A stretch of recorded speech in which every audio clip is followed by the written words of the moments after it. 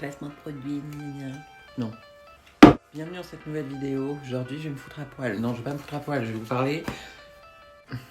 Je vais vous parler de ce qui nous fait chier, ce qui nous emmerde, ce qui nous casse les couilles. Et de pas... ce qu'il faut pas nous demander.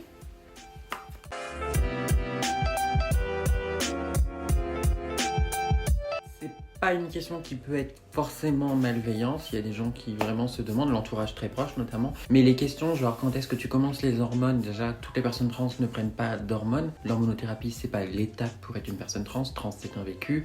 Et pour ce qui concerne les opérations, le problème c'est que souvent elles sont d'ordre sexuel. On s'intéresse à si elles vont faire les seins, si elles vont faire le pénis, la vaginoplastie ou que sais-je. C'est centré sur les organes génitaux et c'est pas d'ordre public, ça nous regarde que nous. Et c'est pas parce qu'on est trans qu'on doit partager tout avec vous et être transparent. C'est des choses que vous ne demanderiez pas à une personne cis. C'est pareil pour une personne trans. C'est très personnel. On n'est pas obligé de dévoiler tout son parcours de transition.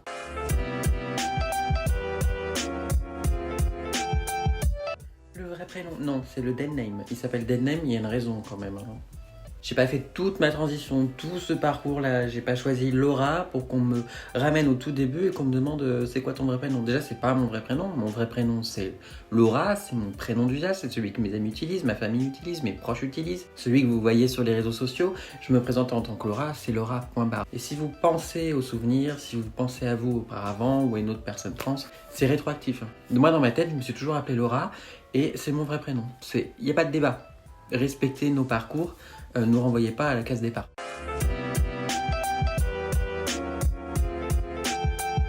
Grand classique, indémodable. Toutes les personnes trans l'ont entendu. Est-ce que t'as toujours un sexe d'homme? Bah la réponse, j'ai jamais eu de sexe d'homme. Je suis une femme, c'est comme ça que je m'identifie depuis toujours. Et peu importe la forme de mon corps, peu importe les chirurgies que j'ai faites ou pas. Dans mon cas, j'ai pas fait de vaginoplastie parce que j'ai pas envie, j'ai pas besoin de ça. Et parce que ma bite, c'est la bite d'une femme. Parce que je suis une femme depuis le début. C'est le sexe d'une femme. Mon corps, c'est qu'une enveloppe. Mon corps, c'est l'enveloppe d'une femme. La femme, c'est ce que je suis, ce que je ressens être. Et ce à quoi je m'identifie. Le reste, c'est de la modification corporelle. Et on s'en fout en fait, un sexe d'homme ça n'existe pas proprement parlé. C'est n'importe quoi, ça peut être un vagin, ça peut être une bite, ça peut être n'importe quoi, ça peut être n'importe quoi.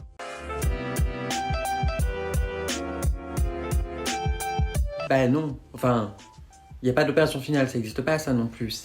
Chaque personne trans n'a pas le même parcours, chaque personne trans ne fait pas les mêmes chirurgies, certaines n'en font pas du tout. C'est comme pour l'hormonothérapie, parfois on n'en prend pas du tout d'hormones non plus. Bah, c'est pareil avec les opérations et l'opération finale, pour beaucoup de personnes c'est la vaginoplastie. Mais c'est pas ça la finalité c'est jusqu'où je vais me diriger pour me sentir heureuse et pour être épanouie en tant que femme. Et ça, c'est pas la même chose pour tout le monde. Dans mon cas, c'est pas la vaginoplastie qui va faire que je vais m'épanouir et que ce sera ma grande opération finale. L'opération finale, j'aime pas, ça n'existe pas ou alors c'est jamais la même pour tout le monde. Il faut vraiment arrêter d'être binaire et voir vagin, femme, pénis, homme. Parce que même si par exemple je faisais la vaginoplastie, mon corps a eu l'enveloppe qu'il avait auparavant, il a eu la forme qu'il avait auparavant et ce n'est vraiment que de la modification. C'est pas parce que je vais plier le doigt comme ça que je serai une femme ou parce qu'il est comme ça je serai un homme. C'est complètement ridicule. Réfléchissez, c'est vraiment de la chirurgie, c'est la modification corporelle. Ça ne change pas qui est la personne.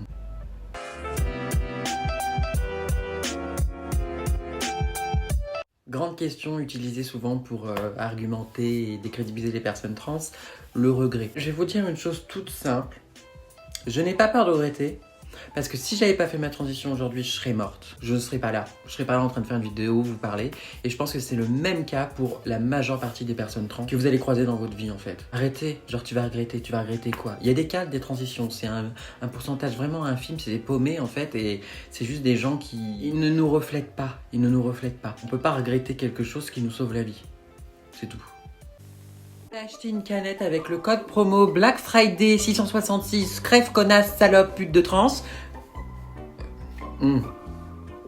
C'est des conneries. Bah voilà, vous savez ce qu'il ne faut pas demander aux personnes trans, ce qui nous casse les couilles. Je vous laisse, je vous fais des bisous et à la prochaine.